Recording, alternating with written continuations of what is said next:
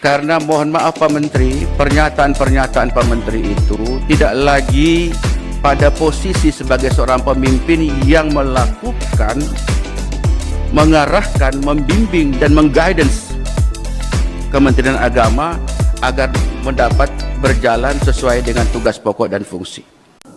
Assalamualaikum warahmatullahi wabarakatuh. Saya Yudi Pramuka, tukang donat dari para YouTuber tertua di semesta. Ini ada video bagus ya tentang proses bagaimana check and balances harus dilakukan oleh seorang anggota DPR yang dilakukan dengan baik sekali oleh namanya Ali, Bapak Ali Taher, orang Flores, dan tampaknya saya cek kemarin dia sudah meninggal tahun 2021 dalam usia 60 tahun karena lahirnya sama dengan kelahiran saya 1961, tetapi pikiran-pikirannya diawetkan dalam video yang saya ambil dari channel Muhibbin Ulama ya. Dan tampaknya begitulah seorang anggota DPR yang mewakili rakyat dan bisa men-challenge dengan cukup brilian dan cukup seimbang dan cukup tajam terhadap kebijakan-kebijakan politik yang diambil oleh menteri.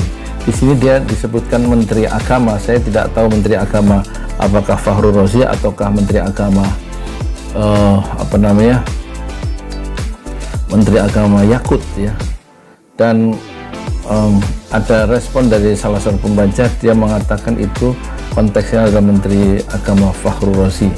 Dan untuk menghilangi keliruan, saya take down yang kemarin itu dan saya akan tampilkan kembali karena pertimbangan butir-butir pikiran yang cemerlang dari Ali Taher. Selamat menyaksikan kembali. Saya Yudi Pramuka, tukang donat dari para YouTuber tertua di semesta. Fasbir sabran jamilah, bersabarlah dengan kesabaran yang indah. Assalamualaikum warahmatullahi wabarakatuh. Karena mohon maaf Pak Menteri, pernyataan-pernyataan Pak Menteri itu tidak lagi pada posisi sebagai seorang pemimpin yang melakukan, mengarahkan, membimbing dan mengguidance Kementerian Agama agar mendapat berjalan sesuai dengan tugas pokok dan fungsi. Kedua, anggaran yang tidak berpihak itulah juga ikut memacu dan memicu hubungan yang retak antara DPR dengan Menteri Agama. Apalagi saat-saat terakhir Pak Menteri Agama, mohon maaf ini kedua kali saya bicara radikalisme. Pak Menteri Agama gagal faham mengenai fungsi-fungsi agama dan fungsi-fungsi pendidikan di Kementerian Agama di Republik kita yang tercinta ini. Tanpa ingin mengecilkan Pak Menteri Agama, tidak sama sekali. Tidak ada sifat Ali Taher mengecilkan siapapun. Tetapi kita bicara soal check and balances, maka saya hanya ingin bicara. Bapak ini cocoknya jadi Menteri Pertahanan Keamanan, menjadi Menteri Menko Polhukam ketimbang Menteri Agama. Saya mohon maaf, karena idealisme yang dibangun oleh kementerian ini tak terbawa. Saya mengistilahkan ideologi ditinggalkan, sejarah tak terbawa. Kenapa demikian? Karena pernyataan-pernyataan Kementerian Agama kontraproduktif terhadap program-program dan anggaran kita. Mestinya menurut saya dengan DPR itu fungsinya adalah mendekatkan, menyenangkan, mengembirakan, mencerdaskan, mengajak agar yuk mari DPR bersama dengan pemerintah kita berpikir jernih untuk berbuat demi kepentingan anak-anak bangsa. Saya orang yang suka cengeng Pak, karena saya orang yang paling jauh di Flores Timur, Nusa Tenggara Timur, daerah sangat-sangat miskin.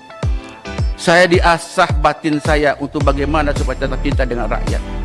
Tapi begitu Pak Menteri mengatakan bahwa para guru ngaji, kemudian para ustadz itu dicurigai sebagai bentuk-bentuk awal dari radikalisme, perasaan terganggu sebagai seorang yang beragama,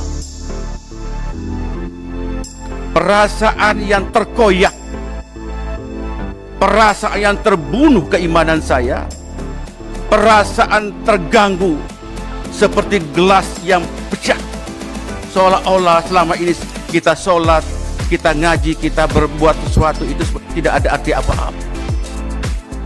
Wallahi Tadi pagi saya sengaja dalam rapat ini saya membuka surat Al-Qiyamah. Saya menangis, Pak. Allah mengatakan,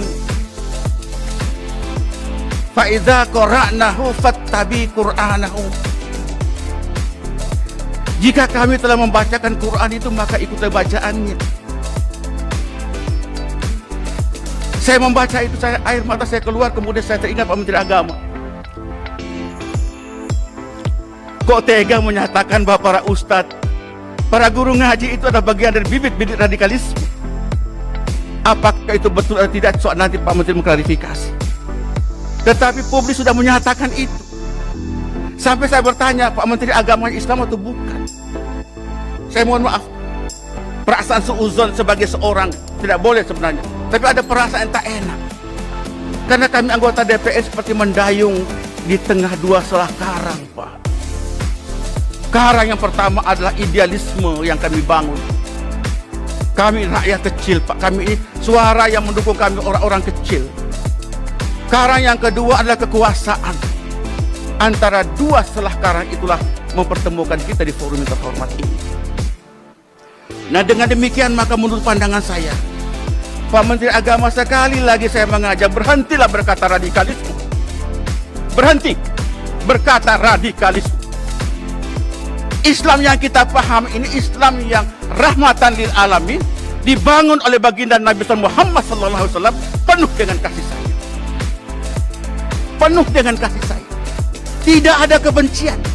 Kalau Menteri Agama sudah memandang umatnya, memandang rakyat penuh dengan kebencian, berhenti dari Menteri Agama Republik Indonesia. Hari-hari kami, Pak, berhadapan dengan rakyat kecil. Saya hari ini dapat viral lagi, Pak Ali Tahir, perjuangkan aspirasi kami. Saya bilang aspirasi itu bisa berjalan kalau imamnya tidak batal wudhu. Kalau imamnya sudah batal wudhu, makmum tidak boleh mengimami seorang yang sudah batal wudhu. Referensi radikalisme itu kan referensi orang luar terhadap umat Islam, mau Islamofobia, menghardik umat Islam. Dan tolong lihat, ini Islam dalam konteks global, bukan dalam konteks Indonesia semata. Nah, oleh karena itu kami merasa sakit, Pak, luar biasa. Saya baru habis takziah dengan Pak Mali Fajar, almarhum Mali, baru sampai. Banyak orang kerubuti saya. Kok bisa begitu, Pak Menteri Agama? Saya bilang beliau orang baik, Pak. Pak Menteri orang baik, cuma belum belajar Islam esoteris dan Islam eksoteris. Islam yang substantif dan Islam yang simbolik. Orang itu menjadi radikal itu kan posisi kedua setelah terjadi intoleransi. Jalannya radikalisme dalam teori sosiologi agama, intoleransi terjadi karena ketidakadilan di situ. Penegakan hukum yang tidak terjadi. Hak-hak miskin, orang miskin yang terabaikan. Kebanggaan bangsa tercabut. Liberalisasi yang begitu kuat, kapitalisme begitu kuat, sementara orang menangis, orang menderita di atas tanah air sendiri. Nah, oleh karena itu paling mudah membangun bangsa ini jika intoleransi ini harus dimulai. Pertama adalah tegakkan keadilan. Yang kedua, sayangin orang miskin, kurangin kesenjangan sosial ekonomi, tidak boleh ada diskriminasi. Nah, baru radikalisme. Radikalisme terjadi apabila tiga faktor-faktor tadi bisa dijalankan dengan baik. Baru terakhir itu baru teroris. Jadi kalau saudara menteri menganggap semua para mubalik ini adalah bagian dari bibit-bibit radikalisme, saya tidak mau bicara apa lagi. Masih perlukah musabaqah tilawatil Quran? Masih perlukah musabaqah tilawatil Quran? Yang tujuannya adalah mendengarkan orang membaca Quran, kita mengamalkan isinya, berfaedah agar membangun kekuatan spiritualitas dan juga membangun kekuatan horizontal. Oleh karena itu menurut pandangan saya, Pak Ketua, Pak Yan, marilah kita rekonstruksi, reformulasi fungsi-fungsi agama, baik itu fungsi menyangkut masalah pembinaan internal umat beragama, antar umat beragama, dengan antar umat dengan pemerintah, mesti kita bangunkan kembali. Tidak boleh membangun bangsa ini penuh dengan prasangka. Kedua, fungsi pendidikan. Fungsi pendidikan, Anda bicara fungsi lebih berarti dibicarakan soal radikalisme. Yakinlah itu. Anda sangat berharga akan bicara soal fungsi agama dan fungsi pendidikan itu dalam perspektif dakwah, Pak. Kami suka mengalami suka duka berdakwah di lapangan. Suka duka, Pak. Tapi kami tetap berjalan. Nah, oleh karena saya menghimbau Pak Ketua, menurut saya sependapat jika hari ini kita tidak lagi membicarakan anggaran dulu, clearkan dulu anggaran supaya fokus programnya money follow function, money follow value, dan money follow macam-macam itu di-clearkan dulu, baru setelah itu kita bicarakan rapat berikutnya supaya maksud dan tujuan anggaran ini dapat fokus sesuai dengan tujuan anggaran belanja kita. Demikian, mohon maaf jika ada berlebihan, tetapi rasa rindu kita kepada kekuatan bersama check and balances dalam kehidupan berbangsa dan bernegara itu menjadi penting adanya buat kita. Nasrun minallah wa fathun qarib wa basyiril mu'minin wallahul muwaffiq ila aqwamit thoriq. Assalamualaikum warahmatullahi wabarakatuh.